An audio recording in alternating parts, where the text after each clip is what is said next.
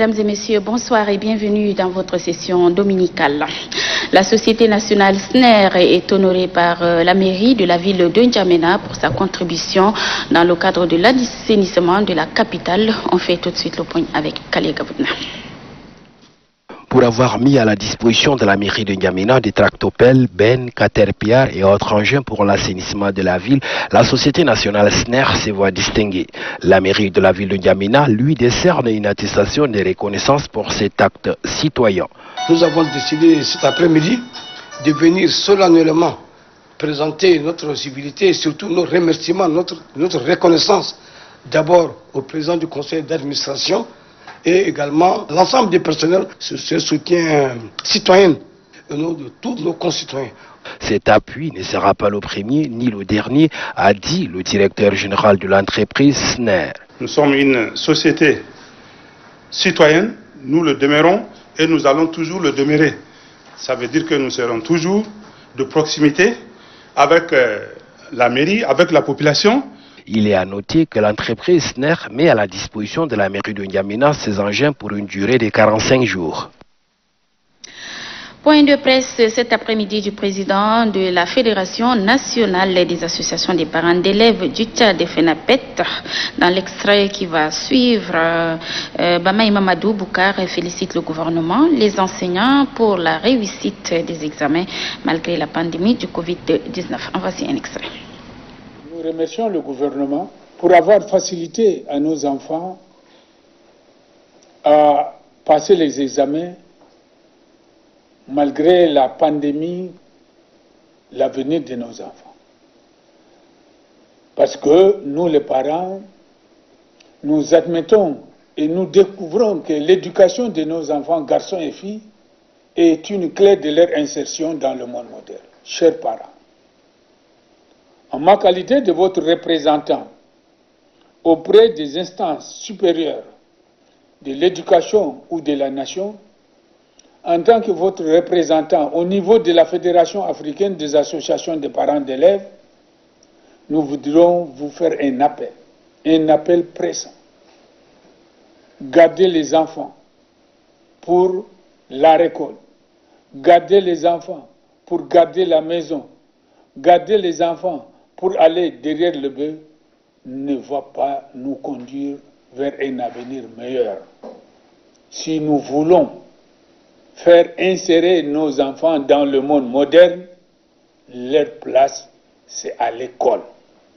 Il faut qu'on libère nos enfants pour qu'ils viennent massivement à l'école, garçons et filles. Leur place, c'est à l'école, non à la maison, non au champ. Voilà des propos recueillis par Idriss Dakoum. L'organisation Al-Baraka a pris part cette semaine à une rencontre de haut niveau à Kigali, au Rwanda. Rencontre au cours de laquelle sa présidente a été primée pour sa contribution pour l'épanouissement de la femme tchadienne. Ali Ibrahim Suleiman.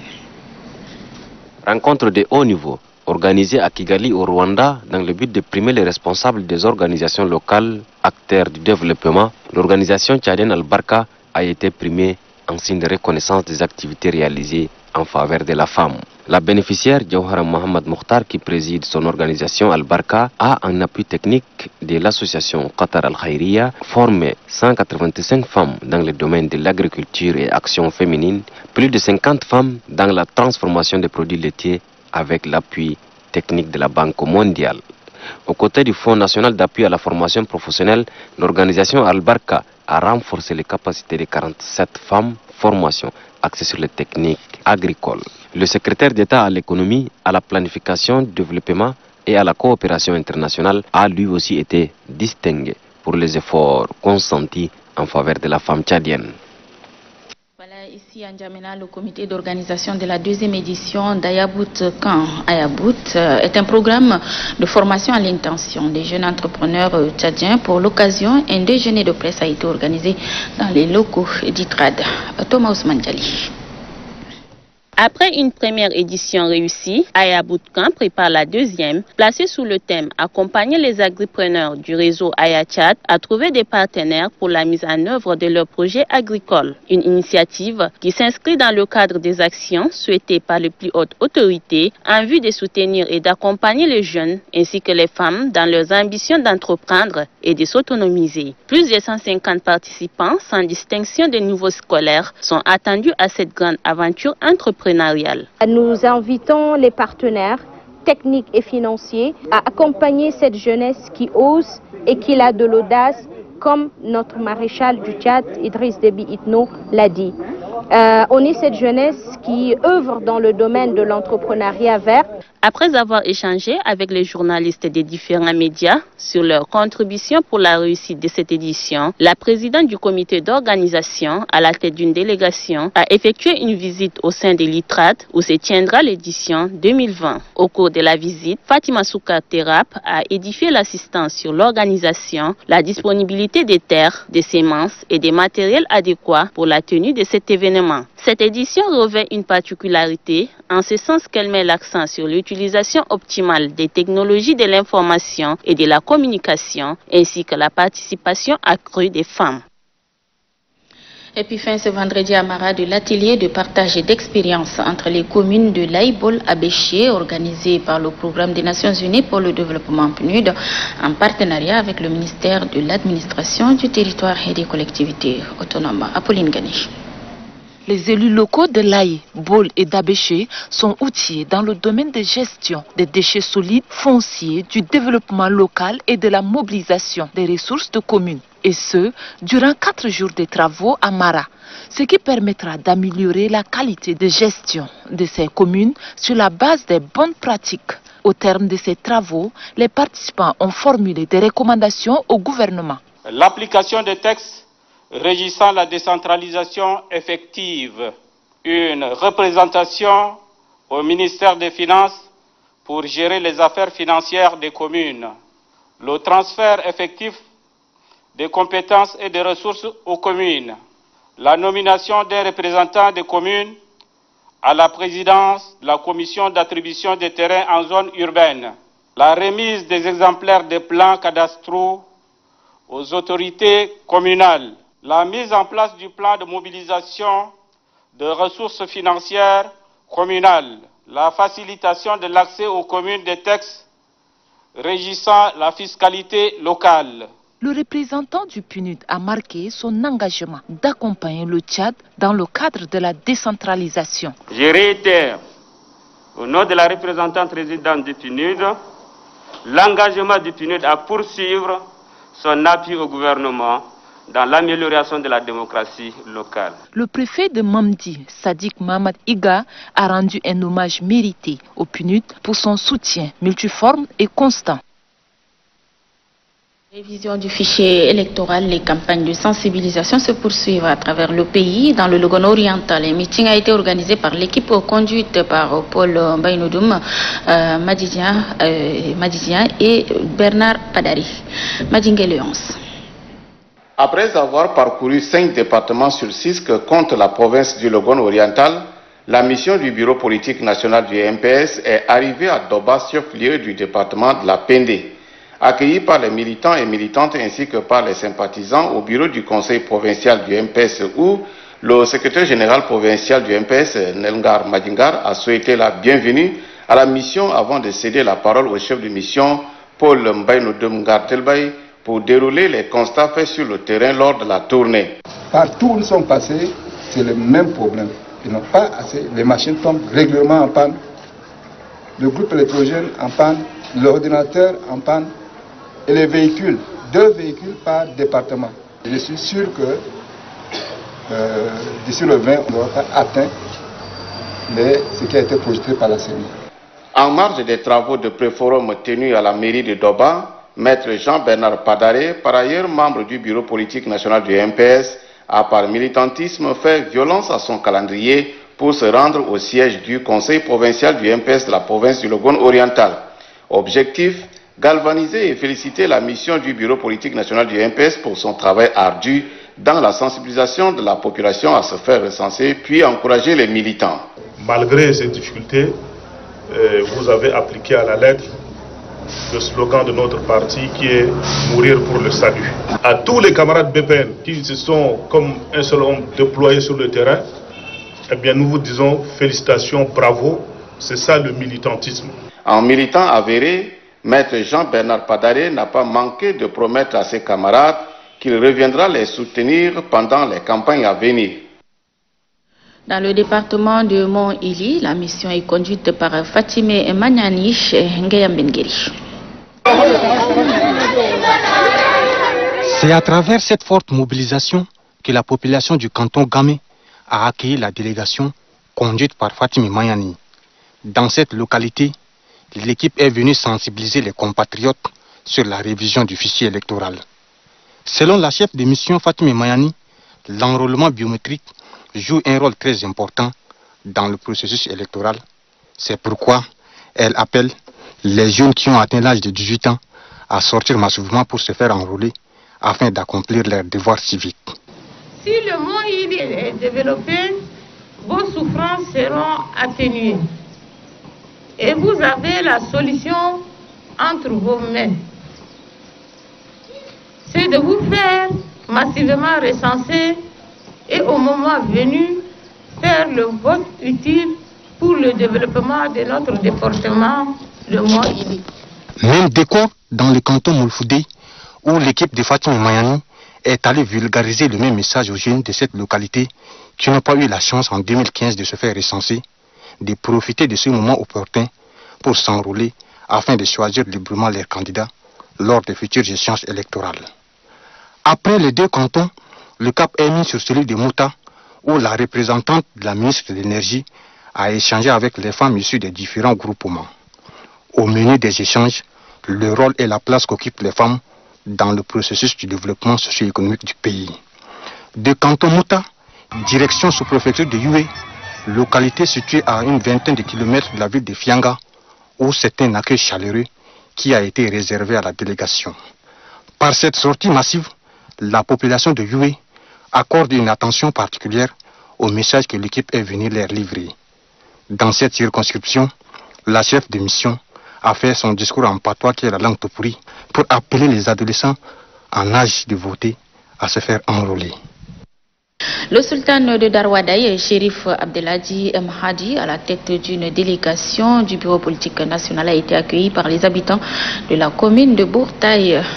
C'était donc hier, Tamgelit Nejoël.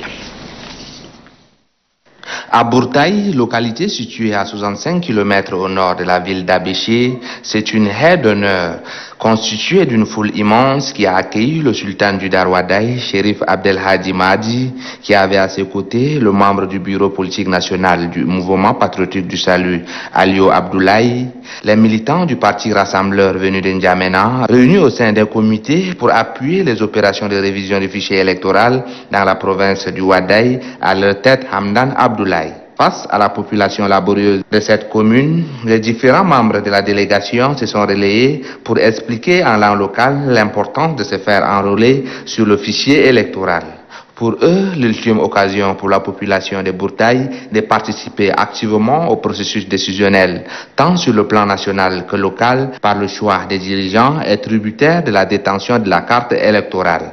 Pour cela, le sultan du Darwadai, Chérif Abdelhadi Mahdi, exhorte de son côté les jeunes ayant atteint 18 ans qui ne se sont pas encore fait recenser de le faire au plus tard le 20 de ces mois. Très ému par la présence de cette forte délégation venue sensibiliser la population de sa circonscription administrative, le sous-préfet de Bourtaï, Ali Mahamat, rassure de sa disponibilité à mobiliser tous les citoyens concernés par le processus à se faire recenser.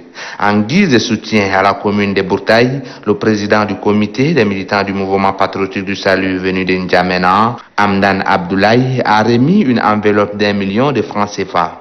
Une somme qui permettra de faciliter les activités de révision du fichier électoral dans la dite commune. Notre reporter Lachagbe Pavame Désiré nous amène à Mourcha pour le même exercice à l'endroit des jeunes. Suivez. siège du conseil départemental du MPS de Mourtia, les membres de la délégation sont venus échanger avec les militants sur les stratégies pouvant mobiliser les populations à l'opération de la révision du fichier électoral.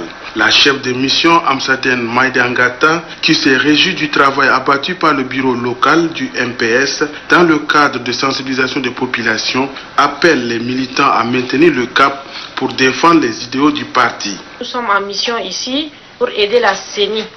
Donc on demande à toutes les femmes de la région de l'Ouest qui sont militantes du MPS de sortir massivement pour sensibiliser la population afin d'atteindre les objectifs de la CENI.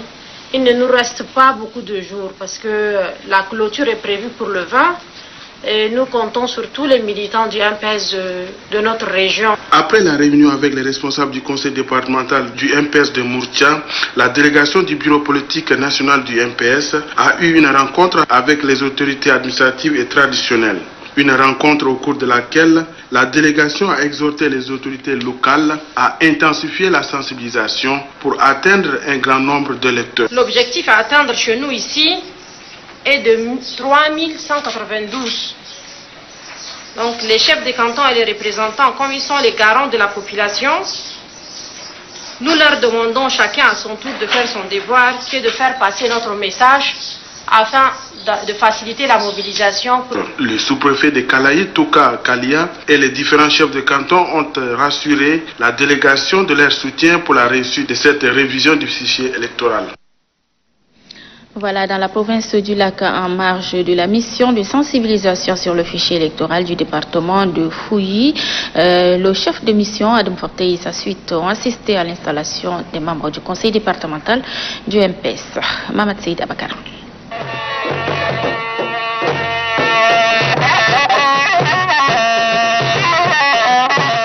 Accueilli à Liwa avec tous les honneurs dus à son rang, Adam Forte Amadou, membre du bureau politique national BPN du MPS, accompagné d'une forte délégation, est dans ce fief du mouvement patriotique du Saly pour un seul objectif, celui de sensibiliser la population de ce jeune département de la province du Lac pour un recensement massif afin de voter le moment venu en faveur des candidats du mouvement patriotique du Saly et remporter les élections comme par le passé. Nous demandons à tout et chacun de vous de prendre toutes les dispositions nécessaires pour se faire enrôler afin de prendre le destin de votre département en main. C'est ça, le recensement qui puisse vous permettre d'aimer d'avoir votre député, vos conseillers et de choisir librement les hommes et les femmes qui seront à la destinée de votre pays. Les meetings de sensibilisation des militants et militantes du département de Fouilly a vu une forte mobilisation des membres du conseil provincial du MPS du Lac, avec à leur tête le secrétaire général provincial Abakar Adoumbodumbami et les membres du BPN pour le département de Mamdi, Hadjawa Adoumbodumbami. Une mobilisation qui présage la victoire du MPS selon Adam Forte Amadou. Pour cette campagne de sensibilisation, le membre du BPN et la délégation qui l'accompagne se sont rendus aussi dans la commune de Kiskira, située à 15 km de Liwa. Ils ont visité les sites retenus pour l'enrôlement biométrique, question de s'assurer du bon déroulement de l'opération de révision du fichier électoral. Après la visite, ils se sont arrêtés au domicile du chef de canton de Kiskira, Abakura Abba Ali, pour présenter leurs condoléances suite à la disparition de l'ancien ministre délégué chargé de réformes administratives, Malumbomi Hissène. Un décès survenu à Bol le 24 septembre dernier. Falam Bissoulgan se trouve dans le département du Futri. Son reportage. En tournée de sensibilisation dans le département du Futri, Dr Mohamed Nasser, membre du bureau politique national du mouvement patriotique du Salut, et sa délégation sont venus constater le bon fonctionnement de la révision du fichier électoral. Dr Mohamed Nasser a échangé avec les agents d'enrôlement pour s'imprégner de leurs conditions de travail et surtout constater l'évolution des travaux. Selon ces derniers, tout se passe dans de bonnes conditions.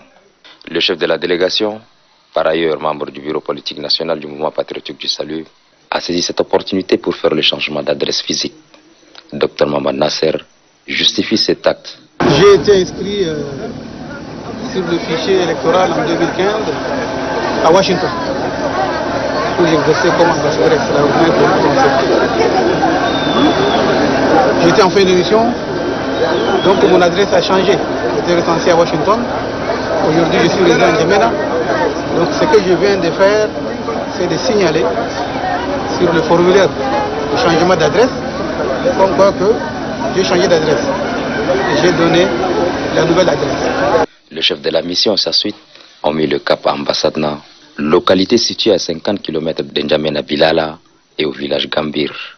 Dans ces différentes localités, le membre du bureau politique national du mouvement patriotique du salut a eu des rencontres avec les chefs traditionnels et les militantes et militants du mouvement patriotique du salut. Selon le chef de la délégation, le mot d'ordre est le même. Mobiliser toute personne en âge de voter à se faire enrôler. Dr Mamad Nasser exhorte par ailleurs ses camarades à passer le message à tous les niveaux. Les provinces du Guéra et du Wadaï ont reçu la visite du parti Al-Wassat pour la révision du fichier électoral dans le cadre donc de la campagne. Le point avec Idriss Omar Idriss.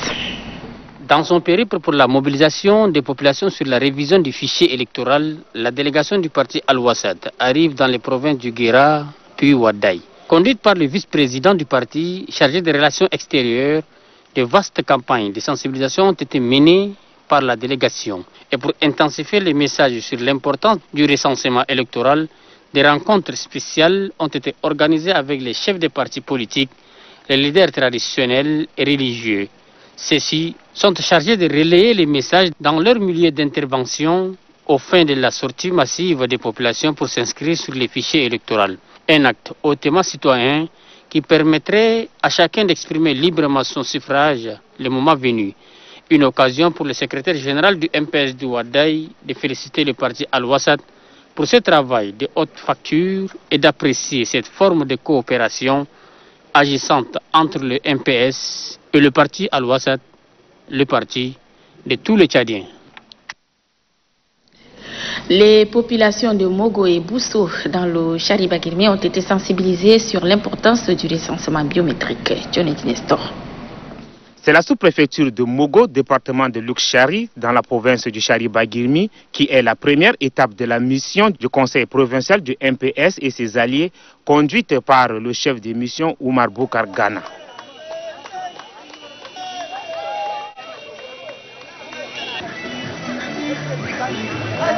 Une descente qui vise à sensibiliser la population de Mogo et ses environs a sorti massivement pour se faire enrouler. Le chef de mission Oumar Boukar Ghana a pour sa part d'abord remercié la population pour cette mobilisation avant d'ajouter que s'inscrire sur le fichier électoral est un devoir civique. Tout Tchadien, pour s'exprimer sur la politique de son pays, doit détenir la carte. Si vous n'avez pas cette carte, vous n'allez pas vous exprimer sur la politique de votre pays. C'est pourquoi nous sommes ici, pour vous demander de s'inscrire massivement. Faisant partie de la délégation, la présidente de l'UDTP, Union démocratique tchadienne pour le progrès, parti rallié au MPS, Klako Karanega, et Khadija Adoum Chérif, membres du bureau politique du MPS, dans leurs interventions, ont demandé aux femmes et aux jeunes de participer massivement à cette opération de recensement. Car, pour elles, le maréchal du Tchad Idriss Déby Itno, président de la République, chef de l'État, accorde une place très importante à la femme et à la jeunesse dans le développement socio-économique. Après Mogo, cap sur la sous-préfecture de Bousso, principalement au palais de Mbang de Bousso. Ici, une réunion de concertation élargie entre la délégation venue d'N'Djamena, les forces de défense et de sécurité, les chefs des villages et Sa Majesté Dr Amina Mamat Douba Alifa de Bousso.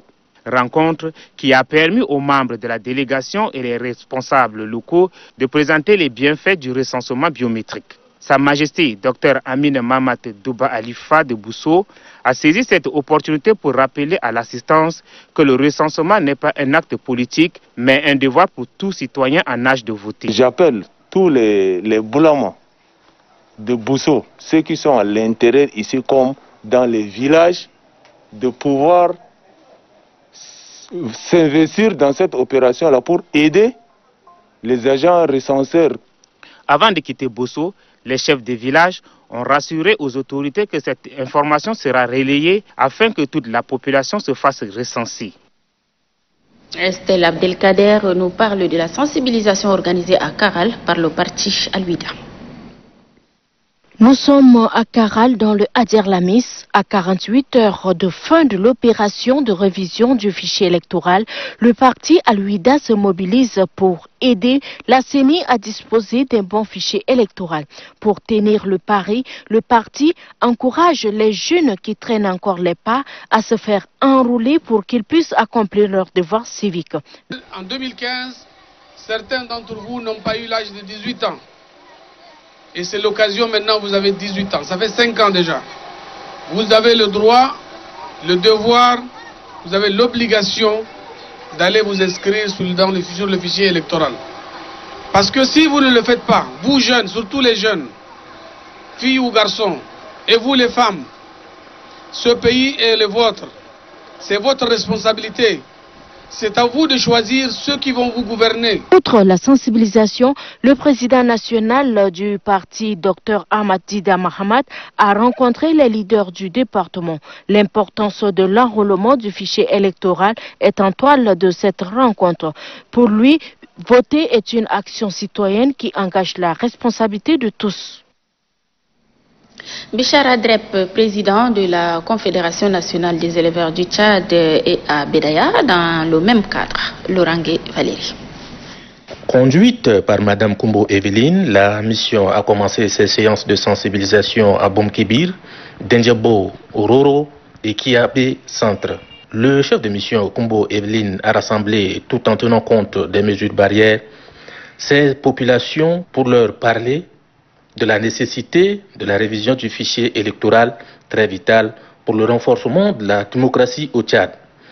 Elle insiste que les populations cibles s'inscrivent massivement sur la liste électorale car c'est un acte civique qui ne tient pas compte de couleur politique ni religieuse. Madame Kumbo Evelyne n'a pas perdu de vue la question de la lutte contre la Covid-19.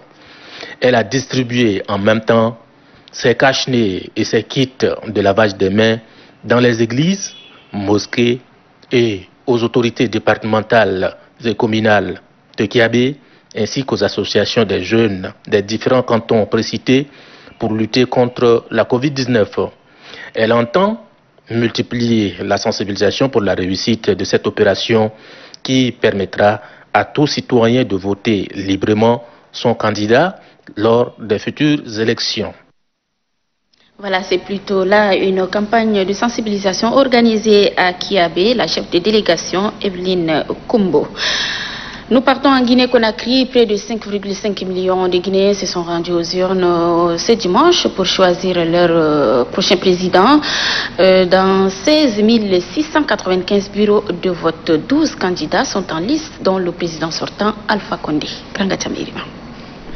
Près de 5,5 millions de Guinéens ont commencé à voter à l'ouverture des bureaux pour choisir leur prochain président. Premier rendez-vous sous tension d'un calendrier électoral ouest-africain chargé, scruté avec inquiétude par les avocats de la démocratie. 12 candidats et candidates sont en liste pour diriger ce pays de 12 à 13 millions d'habitants.